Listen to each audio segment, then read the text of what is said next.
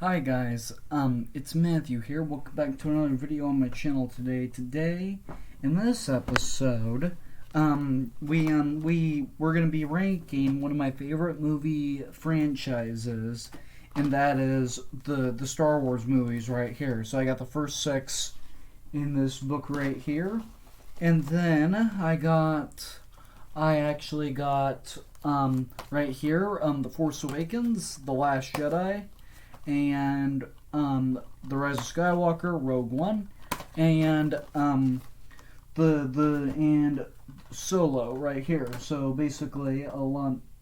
So basically we got all of them right here and whatnot. But I am excited to rank this franchise because I did promise I would rank all these movies eventually. And then Fast and the Furious, that movie comes out tomorrow, and so basically, I already have that on pre-order. So tomorrow I'll try to unbox it and whatnot. And then the next two movies I'm planning on getting is the Hitman's Bodyguard and the Hitman's Wife's Bodyguard, both on Steelbook. I'll try to get them both on Steelbook if I can and whatnot, and then I will unbox them as a matter of fact. And then shortly after I unbox Fast 9, guys, I will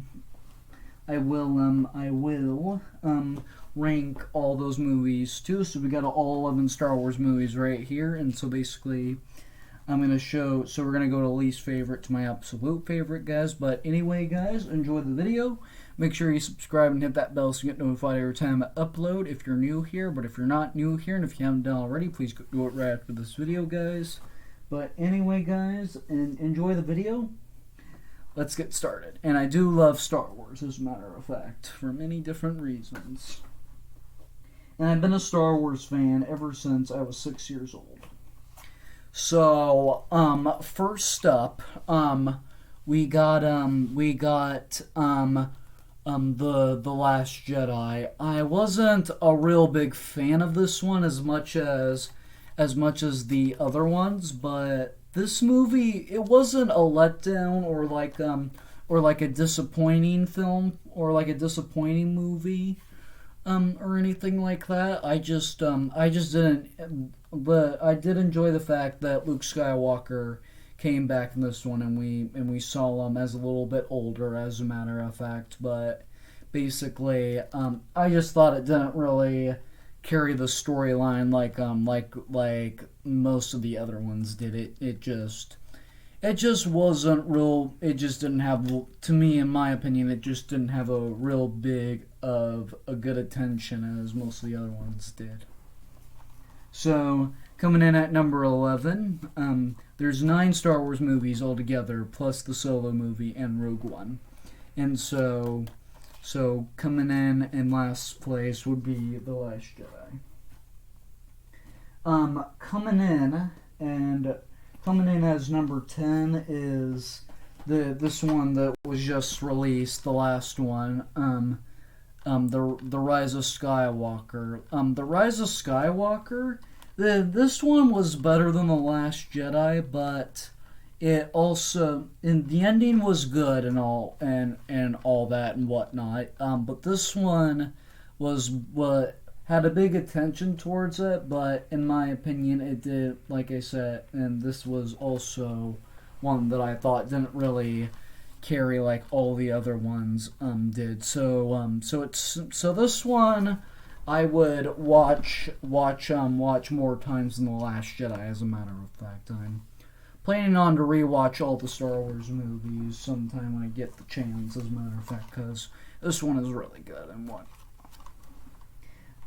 And so that comes at number 10 on my list. As a matter of fact, coming in as number 9 is probably um is probably the Solo, as a matter of fact. So basically this one wasn't.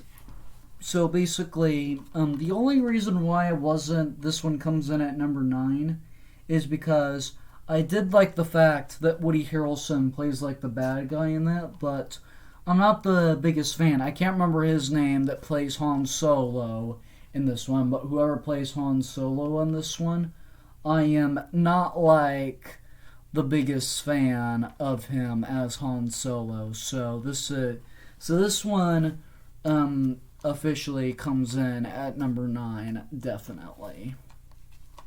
And then so basically coming in as number 8 is one that's in here, and that one would be A New Hope. I know this is the original and whatnot, but basically this is not the first one. The Phantom Menace is actually the first one, but coming in at number 8 is really A New Hope and whatnot. So basically, the reason why that it's the same reason on Han Solo. Well, I like the actor that plays Han Solo, Harrison Ford, but I'm not the biggest fan of Alec Guinness as Obi-Wan Kenobi, though. That's the only reason why I would put it at number 8, as a matter of fact.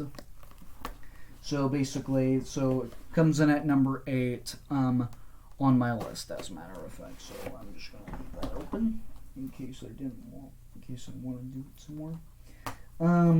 And also, and coming in at number 7 is Rogue One, a Star Wars story. So basically, this was the first spin-off that we get of Star Wars. So this was a story that took place before New Hope and after Revenge of the Sith. So basically, this movie was good and all that, but basically you get the first spin-off of Rogue One, and then basically it's a good movie. I like the acting and whatnot, all the action and whatnot, but what I didn't really like is that this turret guy, that turret, I can't remember his last name, and Vase Malvis. I didn't like the fact that both of them got killed off. But this movie was it was okay. I didn't mind it. I would watch this one again. Same thing with Solo. I would probably watch it again also. So that one comes in at number 7 on my list. And then, so, next up is another one that's in this digit book. So, yes, it is Return of the Jedi coming in as number 6. So basically, again, I do love the action in this one also and whatnot, but basically the reason why I put this one as number 6 is because it's not that I wasn't a big fan of it. I enjoyed the Ewoks in the Battle of Endor and whatnot, and the fact that Luke Skywalker finds out that his father is Darth Vader before he dies and whatnot. But I just think, because I met a lot of people in the past that really liked this one and whatnot, and basically, and I just think it's a little bit overliked, just like Rick and Morty. It's overplayed and whatnot, which means it's been played on TV too many times, just like too many people like this one, and so basically I think people are just like over liking it. So yeah. So that comes in at number 6,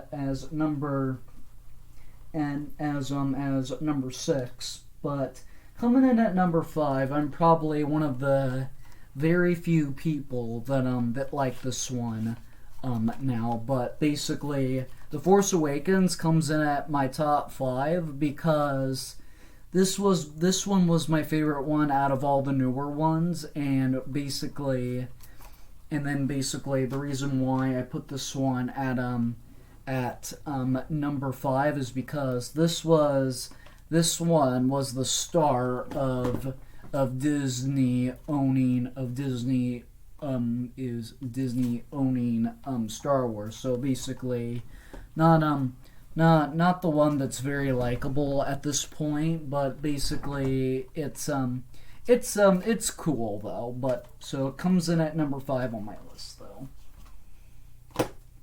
And so now the rest of them are going to be in this digit book right here. So basically, coming in at number 4 is The Empire Strikes Back. So the reason why this one is in my top 5 and not Return of the Jedi and A New Hope, because I thought that out of the 3 original ones, this one was probably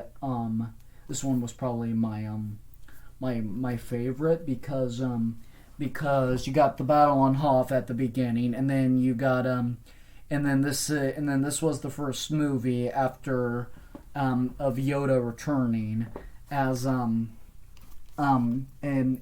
this was the first movie that we got with Yoda coming back without after all the Jedi's died in Revenge of the Sith. But it was good, as a matter of fact, because I did enjoy the Battle of Hoth and all the AT-STs and whatnot, even though it was just only that one part of the movie.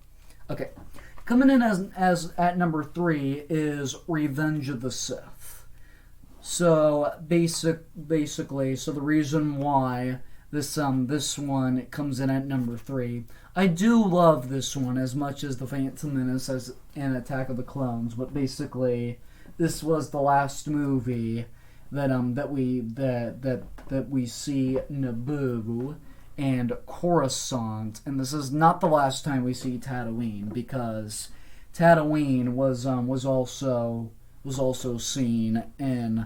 And I can't remember if it was shown in The Empire Strikes Back, but it was, but they were definitely on Tatooine in A New Hope and Return of the Jedi at the very beginning of Return of the Jedi, because you got Jabba's palace and Return of the Jedi. But basically, this was the final battles and all the action sequence that we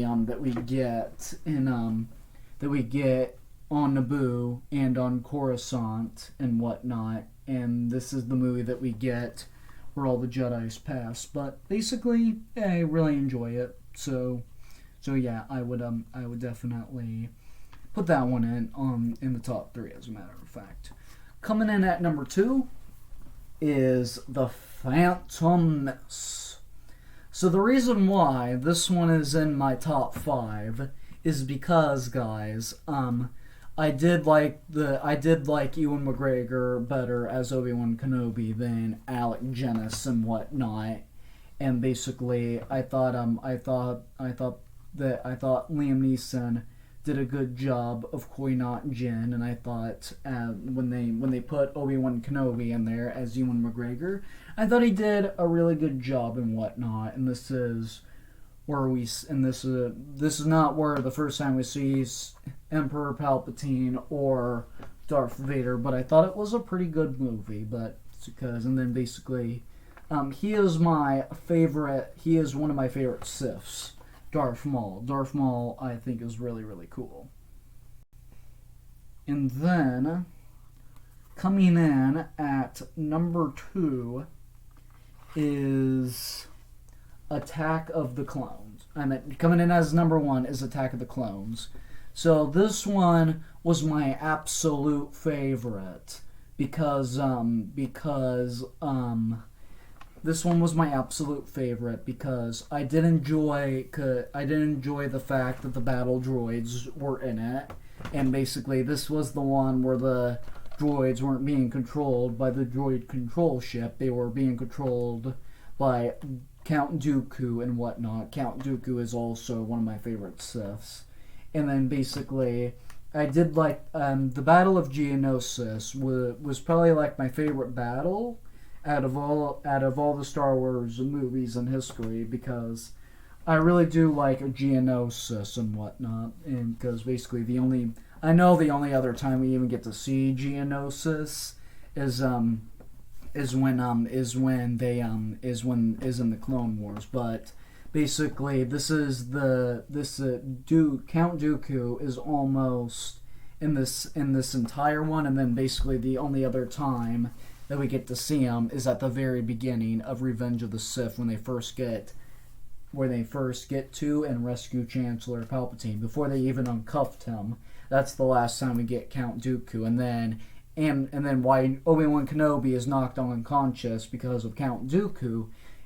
Anakin Skywalker uses his lightsaber and Count Dooku's lightsaber to cut off his hands, and then basically he gets his head chopped off and whatnot, and then they rescue Chancellor Palpatine, and then that was the end of the line for Count Dooku. And so basically this one comes in at number 2 just because this is the star on where most of the Jedis fight bad guys and whatnot, and where they actually, and then when we actually see them get to fight and whatnot. And same thing with Revenge of the Sith. This is the second movie where most of them get to fight. Like Mace Windu and Master Yoda and all those other Jedis that you see, and all those other Jedi Masters that you see in the Jedi Chamber, in the Jedi Temple, in the Phantom Menace, they literally don't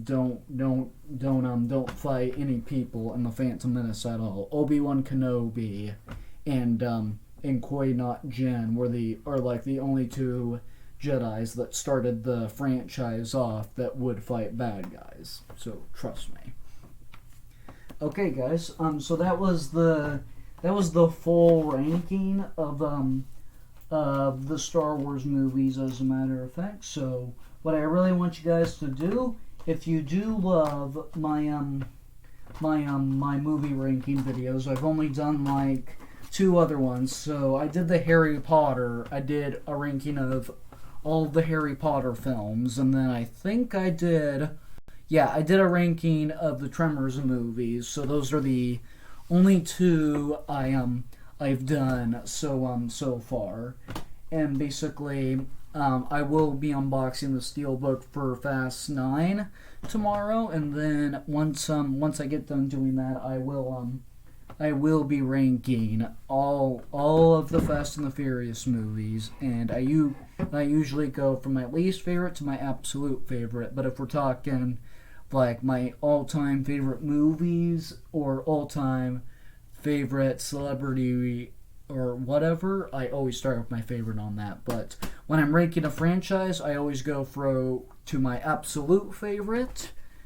I always go to my absolute least favorite to my absolute favorite, as a matter of fact. So basically, that's pretty much all I got for this video, guys. And if you really are enjoying my Star Wars videos, if you want to see more, give that video a thumbs up and leave a comment down below if you're enjoying them, because that'll let me know you probably want to see more Star Wars videos, as a matter of fact, guys. And so basically, guys, make sure you subscribe and hit that bell so you get notified every time I upload, and click that like button and leave a like and a comment. And without any further ado, guys, I'm going to bring you back to more videos, and I will see you all in the very next video. Bye.